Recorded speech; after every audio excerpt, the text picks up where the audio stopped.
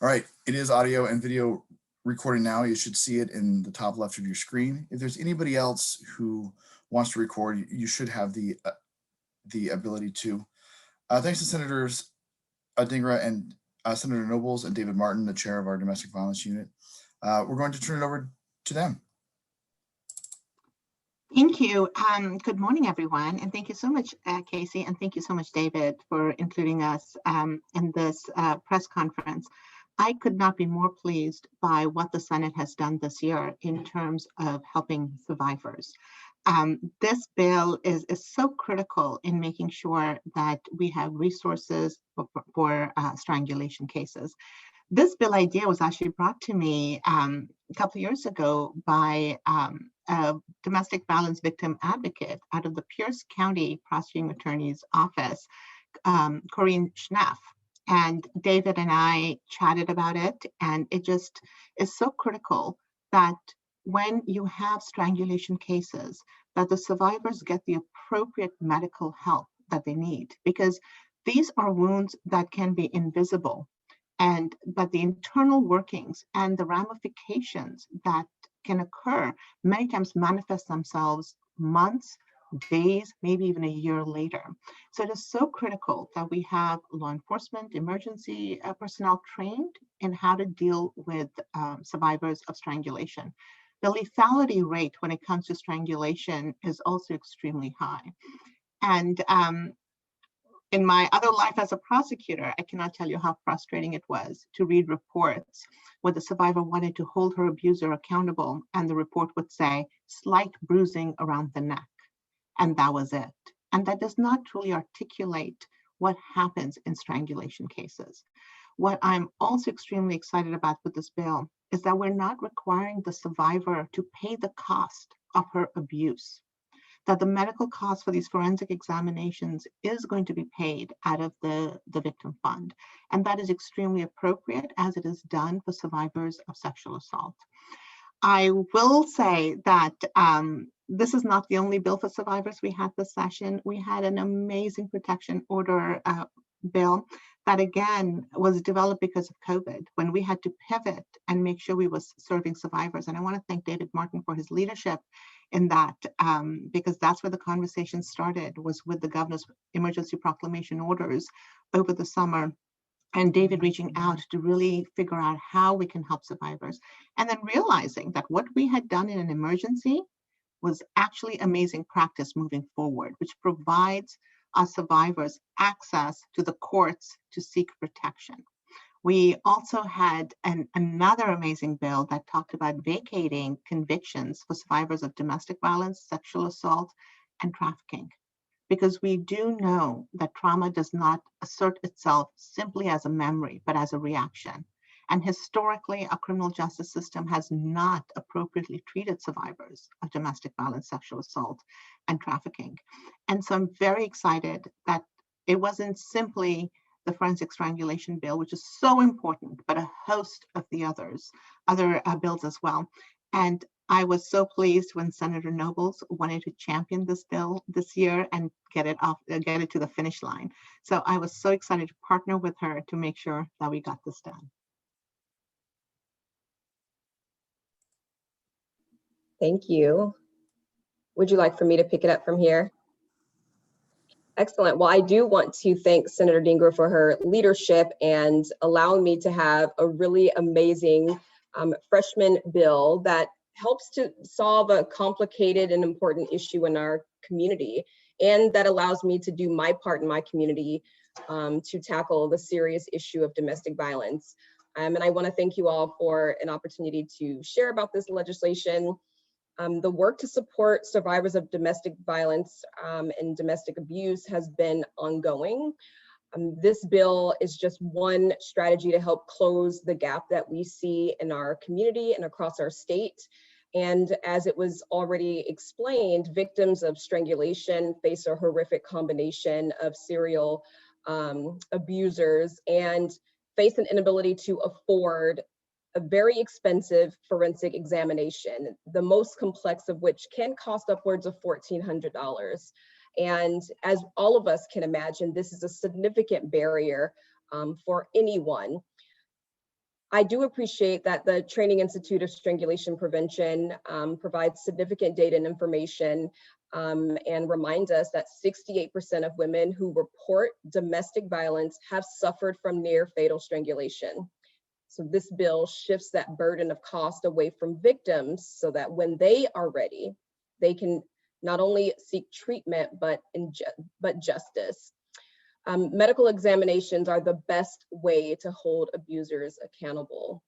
And I've said over and over again that, and I love that Senator Dhingra also mentioned it, that while there sometimes can be marks or bruising reported, it's not always obvious when it comes to prosecution. And many of you know this as well. Photographic evidence does not always show the severity of internal injuries, which is why a forensic examination can provide a much clearer picture. And just several months ago, there was a headline in my district, and I've seen several of them, but this one really stood out to me because I was, starting my journey as a senator in the state, but the headline read, JBLM colonel arrested on domestic violence charges.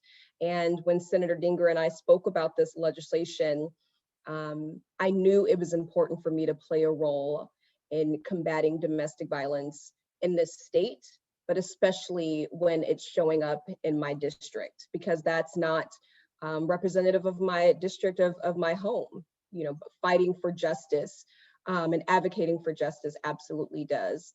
So I'm excited to play my part for victims and survivors of domestic violence.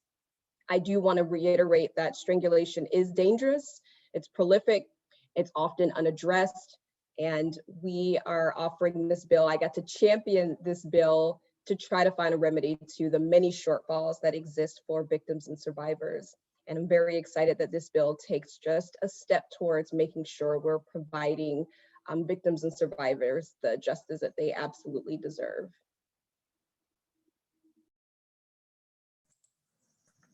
Wonderful, thank you. I just wanted to offer a few words. And first and foremost, I want to offer my gratitude to Senator Nobles and to Senator Dhingra for their leadership. This has been a remarkable legislative session for survivors of domestic violence. This is a bill that has been talked about in various forms for a long time, specifically within the public health community. Years ago, we partnered with the King County Medical Examiner's Office in 2007 to bring about the strangulation law in Washington. And for years, many have talked about, wouldn't it be great to have this wonderful forensic nurse response that we have for victims of sexual assault? Because we know it's important to have a victim-centered public health response to victims of sexual assault. And wouldn't it be great to have that same type of response to victims of really serious cases like domestic violence strangulation, like Senator Nobles was talking about? And I think this ability to connect that public health response to survivors and give them what I think is critically needed, which is the best medical care that they can get. Kind of everything else aside, we want people who have been the victims of serious crime to have the best response. And that response should be public health focused, it should be trauma informed, it should be done by people who are highly skilled. And really the wonderful part about the conference that I know Senator Nobles and Senator Dhingra spoke at from the Strangulation Training Institute, 400 people from across Washington virtually coming together to learn this public health response, is so many forensic nurses across Washington have this type of training. Washington is now the very first state in the nation to have forensic nurses respond to domestic violence strangulation cases. No one else has done this. There have been pockets of this around the country in smaller jurisdictions, maybe a hospital or two who could pull it together. But here it's going to be available for survivors across Washington. And I really wanted to echo also Senator Dhingra's remarks that this session for victims has been remarkable. 1320, the bill that modernizes protection orders, are things that have been, people have talked about those things for 20 years. Some of the issues that are in that bill and the modernization that has happened, and then the silver linings that are from the pandemic of remote access, electronic service, has really been transformational for so many victims and reduce barriers. And it'll take years to implement, but those changes are long overdue. And so this is, it's remarkable. And then conviction relief, which is something which is incredibly necessary for victims who are in the justice system as defendants. And that is a real thing, and it's been studied for a long time, and there hasn't been a lot done about it. And so 5180, which responds to that, and 1320 that responds to victims on protection orders, which are thousands of them across the state. And then this bill, which is critically important for the most serious cases, victims of strangulation who are hospitalized as a result of that strangulation and getting, the best medical care. And I want to give a shout out for Harborview, for their Center for Abuse and Trauma, who has been a longtime proponent of this. They were going to join us this morning. The lead forensic nurse examiner, Terry Stewart, is unfortunately out. And so Terry has talked about this many times. And so I just want to reiterate my gratitude to Senator Nobles and Senator Dhingra for their leadership in bringing this about. And I think it's going to make an incredible difference in the lives of so many victims of the most serious cases we have. And just this session, the legislature kind of recognized strangulation, not just in the world of domestic violence, but for law enforcement, for anybody who's using chokeholds or anything like that. It's an incredibly dangerous act. And so those who have been victimized by that act deserve the best. And that's what this bill does. And I just think it's remarkable that it's happened. Thanks very much, David. We're going to open it up for questions now. If there are folks that have questions, please add it to the chat.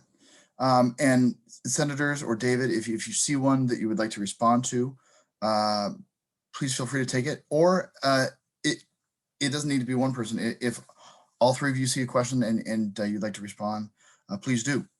So folks, go ahead and add those questions in and we'll go from there.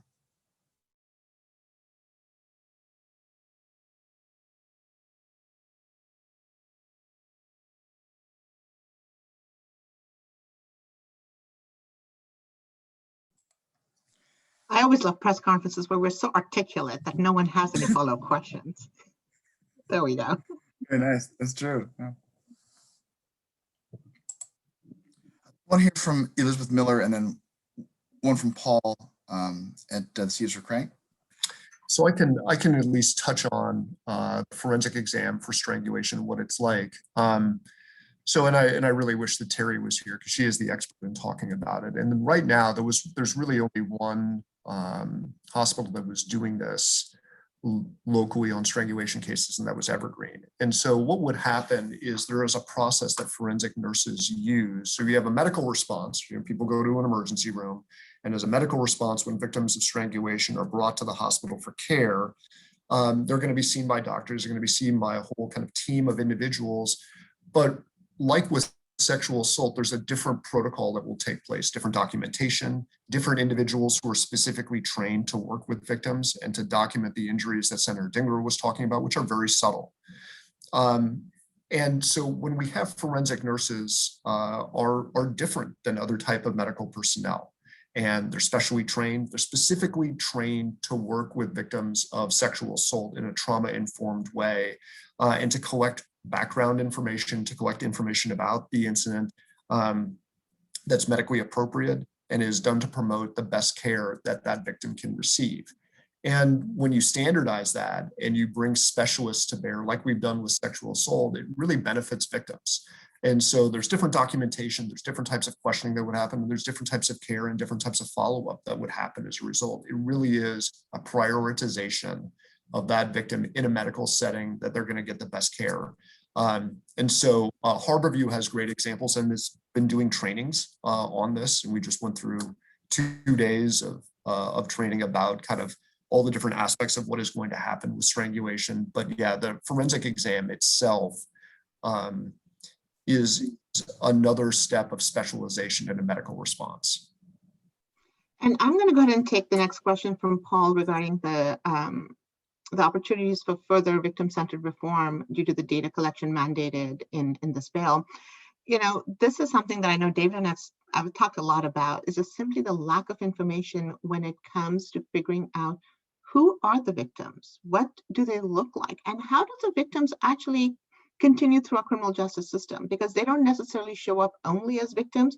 we actually see them as defendants as well. And so, this gets to the vacatur bill that I mentioned, is really figuring out how are we handling trauma and the understanding of trauma in our criminal justice system. So I think there's incredible opportunities for us to learn more about this and be more public about the manner in which we see victims and the manner in which victims show up. So the data collection specifically in 5183 is about trying to figure out how many survivors will go for the examination, get that, but not choose to follow through with prosecution, which is their right. They should be able to figure out how they want to proceed and whether they want to report that as a crime. And this data collection will enable us to do that, because we'll be able to see how many forensic exams were paid for, and then see how many of those resulted in criminal charges being filed. So I think that is going to be very interesting information coming in. I do also want to say that Senator Noble's big bill on data collection for law enforcement also had a component on making sure we are collecting data on victims as law enforcement engages with them.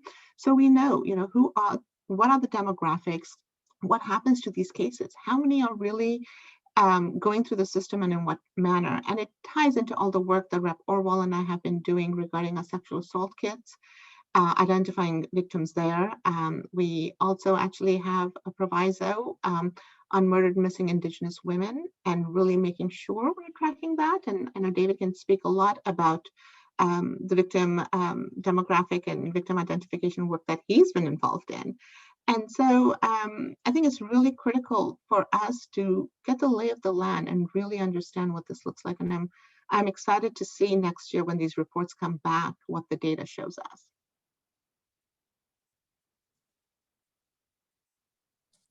I feel like I have to say something about data. I'm sorry. You do. I have to jump in because I'm so excited about this. Oh, and of course the county has saves money by the lights turning off every so often. But let me say this, that one of the foundational aspects of any public health response is data, or what is called sometimes surveillance of what is actually happening. And some of you on this call have asked me many times, like, kind of what's going on with domestic violence in King County. And the truth is that we don't know as much as we need to know about what is going on, which is why my office has partnered with the University of Washington and Harborview to study COVID-19 impacts on domestic violence and protection orders. That's why in this dashboard that is out from my office, there's a huge section that we partner with Urban Indian Health Institute about improving our data collection processes and really understanding what is going on, everything from kind of violent death, which doesn't just include homicide, but suicide and all other manners of death, the impacts of domestic violence on that. I think we have a lot to learn and we can do much better. And I'm very excited about the data steps that Senator Dhingra and Senator Nobles are taking here. And then I'm going to briefly expand on 5245 that Hannah, you had asked about expanded notification bill. This was a bill that went off, was voted off the Senate floor and went to the House. We unfortunately don't have anyone from the House over here, but I'll just say, we had a session that was remote, a session that in my opinion, was transformative when it comes to dealing with the criminal justice system, dealing with police accountability, the environment, taking a look at progressive revenue, the list goes on and on.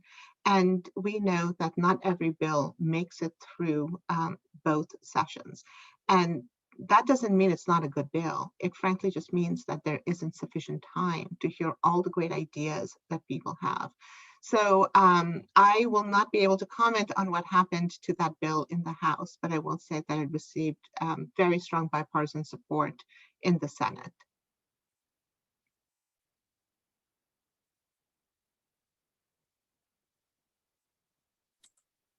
All right. Are there any other questions that folks have for the senators or for Dan? If there aren't questions, are there any closing remarks that any of you would like to share? I'll just say that, the protection order bill, something that we haven't looked at in 30 years. Again, puts our state at the forefront of the manner in which we show up for survivors and the manner in which we provide them access to the courts. The forensic strangulation bill, same thing again. We are leading the nation when it comes to standing up for survivors. There's still a lot more that has to be done. We really need to make sure when survivors want to seek help, no one turns them away. And we know that the collateral consequences of being a victim are tremendous.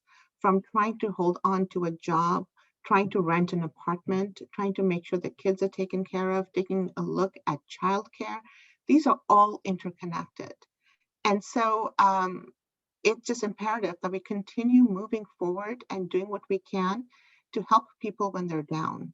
We have to make sure that we are giving them the resources so that they can continue on their journey to recovery and to a life of their choosing. And so while this has been a tremendous session for survivors, we have a lot more work ahead of us, and I look forward to continuing to do that work with all the leaders in our state. Thank you. Thank you. Senator Nobles, we'll go to you. And then there's also a couple questions here from Elizabeth Miller and Hannah Scott.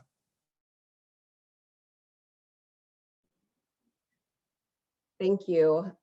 First, I do want to thank Senator Dhingra again for her leadership. She has been working on these issues as a profession and also as a senator long before I got here. And so it's really incredible to have her mentorship and expertise to lead the way on this bill. I also want to thank the many community members that I've been introduced this session who have shared their personal stories as survivors or who have shared the importance of the many pieces of legislation that have been introduced this session in the work that they conduct. And to speak to Hannah's comment a little bit, when I think about the work that we are doing around education or employment, the work that we're doing around COVID-19, I mean, to me, all of those things, in my opinion, when I think about and mental and behavioral health, when I think about some of the trauma and pain and miseducation and stress and negligence associated with domestic violence, I think that a lot of the other bills that we introduce, and quite personally, a lot of the other work that I do in community is directly is attempting to prevent domestic violence by holding community members accountable. I do a lot of work on teaching healthy relationships and assertiveness. I mean, there's a lot more that I do beyond just dropping legislation. I agree that many of many solutions that are introduced are at the tail end to try to solve a problem, but I do a lot of preventative work and have been for many years to help, in my case, young women to know to use their voice, to know that we're there to support them, and also to teach my sons and men and women to be healthy in relationships and to deal with trauma. I love the work that we're doing at Tacoma Urban League, even during this pandemic when we've seen violence skyrocket, to help our community members to deal with stress and to deal with trauma and things that are surfacing because of a lot of the loss that we're experiencing. But violence is not the answer to deal with any of that stress or trauma. And so helping our community to hold abusers accountable is a part of it, but doing the work to help folks to get treatment, to deal with their own past trauma and abuse. A lot of abusers have been abused before. So to deal with those real situations, to make sure folks have jobs, and just doing whatever I can to reduce stress and to deal with stress and trauma so that we are not trying to pick up the pieces at the end of a violent act. I am doing everything that I can at the front of that, even with young people, to prevent these types of situations. And there's more to be done, which is why I'm excited to be a senator and to be in a legislator, because it's just another level of work that I get to participate in. And I hope that we can find more preventative measures in legislation in the future. David, before you answer the specific questions on the temporary orders, I just want to add to what Senator Nobles has said. The work that we're doing in our schools with social and emotional learning goes towards healthy relationships. There was a great op-ed piece that I think David Martin and the chair of a sexual assault unit had done last year when it came to comprehensive sex ed. That's about prevention, about making sure we're talking about healthy relationships, what consent looks like.